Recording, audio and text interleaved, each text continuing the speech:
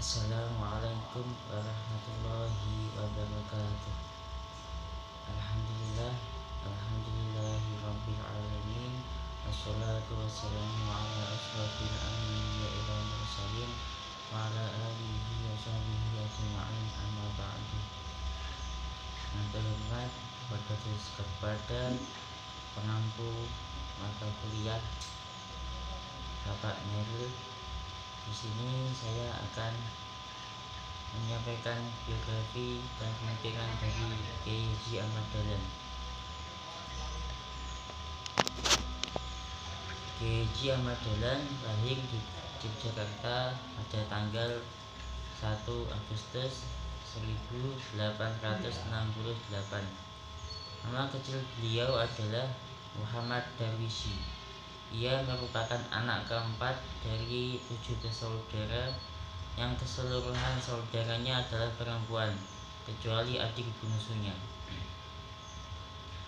Pada umur 15 tahun, ia pergi haji dan tinggal di Mekah selama 5 tahun.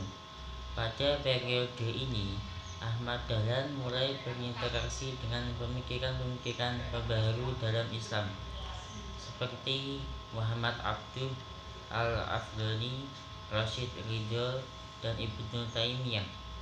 Ketika pulang kembali ke kampungnya tahun 1888, ia berganti nama menjadi Ahmad Dahlan.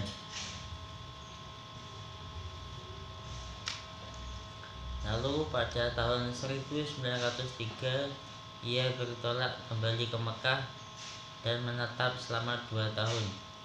Pada masa ini ia sempat berguru kepada Syekh Ahmad Khatib yang juga guru dari pendiri NU, Kiai Haji Hasyim Asy'ari, pada tahun 1912. Ia mendirikan Muhammadiyah di Kampung Kauman, Yogyakarta.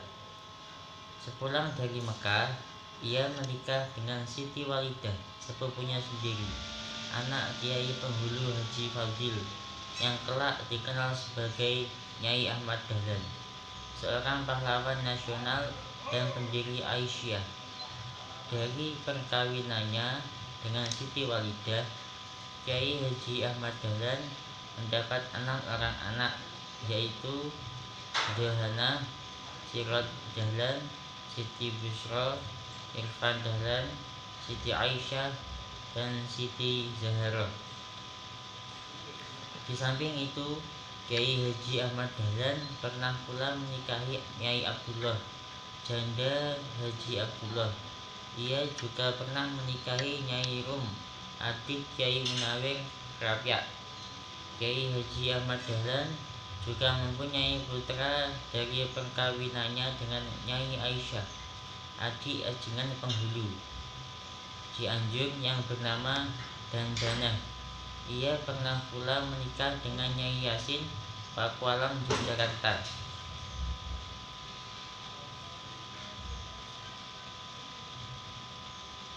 Pada tahun 1018, beliau membentuk organisasi Aisyah yang khusus untuk kaum wanita.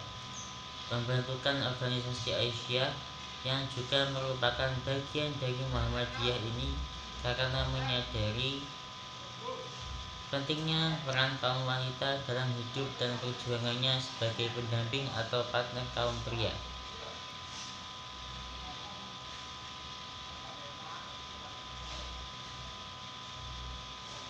Sebelum itu, Kiai Ahmad Dahlan membentuk atau mendirikan suatu organisasi yang diberi nama Muhammadiyah pada tanggal 18 November 1912.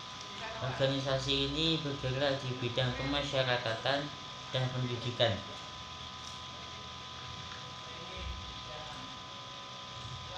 Melalui organisasi Muhammadiyah ini, beliau berusaha memajukan pendidikan dan membangun masyarakat Islam.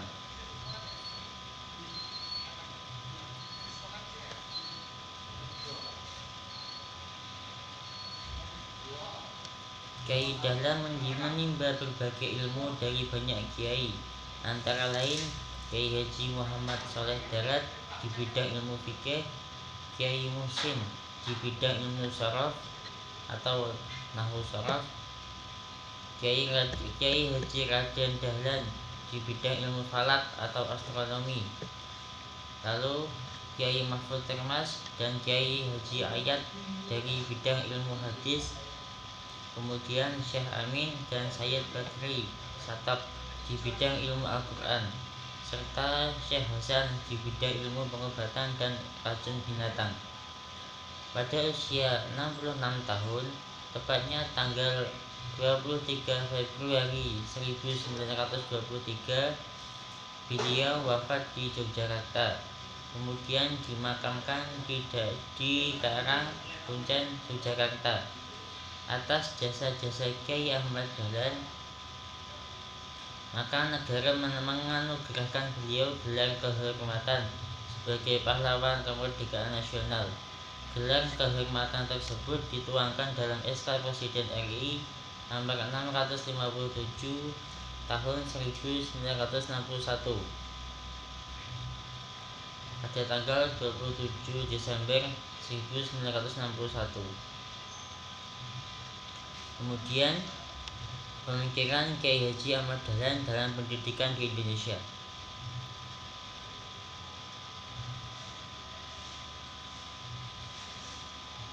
Ahmad Dahlan adalah salah satu tokoh yang peduli terhadap pendidikan bangsa Indonesia. Dia melihat terdapat perbedaan antara sistem pendidikan kolonial dan sistem pendidikan Islam tradisional yang berpusatkan di pondok pesantren, sehingga berkembang dualisme dalam sistem pendidikan di Indonesia.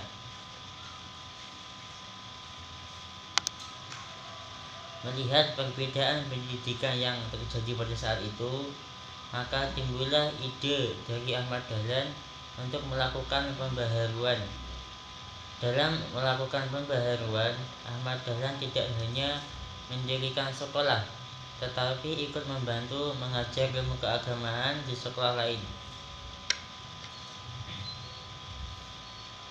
Merasa prihatin terhadap perilaku masyarakat Islam di Indonesia yang masih mencampur baurkan adat istiadat yang jelas-jelas bertentangan dengan ajaran umat Islam, inilah yang menjadi latar belakang pemikiran Ahmad Dahlan untuk melakukan pembaharuan, yang juga melatar belakangi lahirnya Muhammadiyah. Pemikiran Ahmad Dahlan tentang pendidikan Islam dapat dikatakan sebagai awal kebangkitan pendidikan Islam di Indonesia. Gagasan pembaharuannya sempat mendapat tantangan dari masyarakat waktu itu, terutama dari lingkungan pendidikan tradisional. Kendati demikian, bagi Ahmad Dahlan, tantangan tersebut bukan merupakan hambatan, melainkan suatu tantangan yang perlu dihadapi secara bijaksana.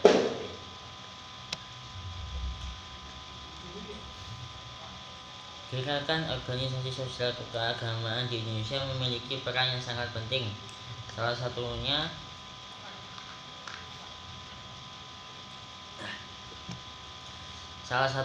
adalah Persyarikatan Muhammadiyah yang dibangun oleh Ahmad Dahlan. Muhammadiyah memiliki tridimensi gerakan, yakni keislaman, dakwah, dan pembaharuan.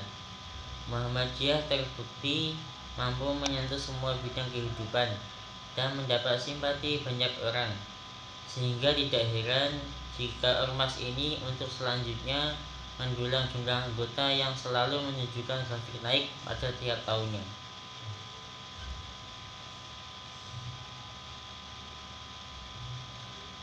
Praktek keagamaan masyarakat saat itu yang dianggap menyimpang dari nilai-nilai Islam, seperti praktek tahayul, bid'ah, dan kufarat dan khurafat.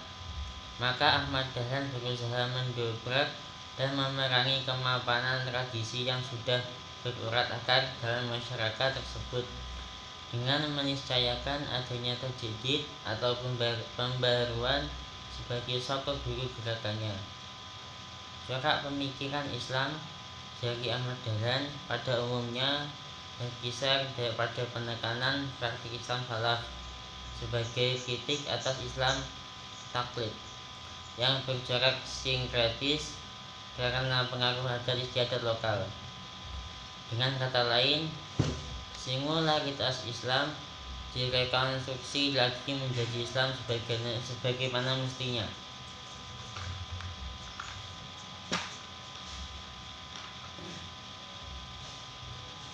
Oleh karena itu, pembaruan Islam Muhammadiyah berarti memperbarui pemahaman Islam dengan kembali kepada keaslian Islam.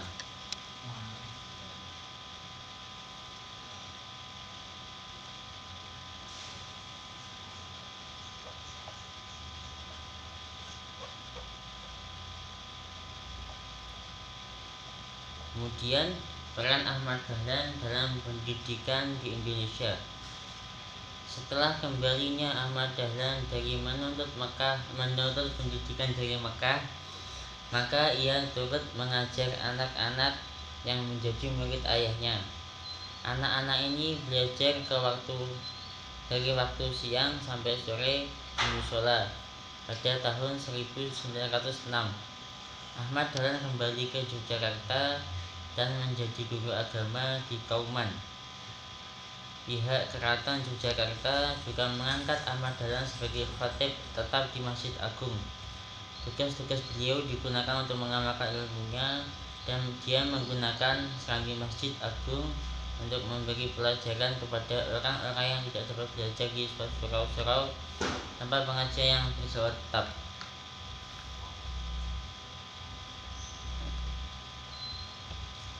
Ahmad Dahlan juga membangun asrama untuk menerima murid-murid dari luar kota atau luar daerah. Juga membangun surau tambahan untuk kemakmuran kampung Kauman dalam bidang pengajian dan pendidikan pada masa itu. Pendirian sekolah tersebut dipengaruhi oleh dua faktor secara internal maupun eksternal, yaitu secara internal adalah faktor yang berasal dari dalam diri umat Islam sendiri, yaitu sikap beragama dan sistem pendidikan Islam. Yang kedua adalah faktor eksternal, yaitu faktor yang disebabkan oleh politik penjajahan kolonial Belanda.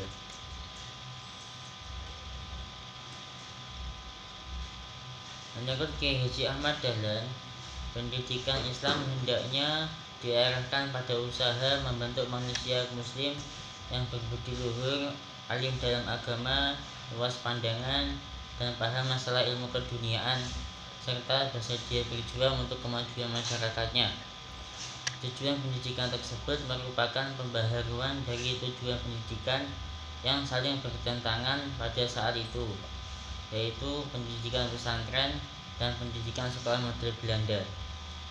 Di satu sisi, pendidikan pesantren hanya bertujuan untuk menciptakan individu yang saleh dan mendalami ilmu agama.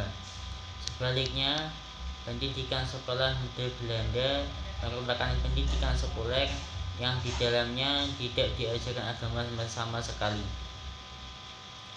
Melihat ketimpangan tersebut, beliau berpendapat bahwa tujuan pendidikan yang sempurna adalah melahirkan individu yang utuh, menguasai ilmu agama dan ilmu umum.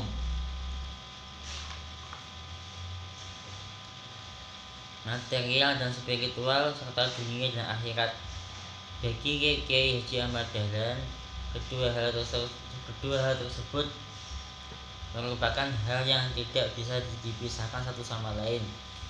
Inilah yang menjadi alasan mengapa Kiai Haji Ahmad Dahlan mengajarkan pelajaran agama dan ilmu umum sekaligus di Madrasah Muhammadiyah.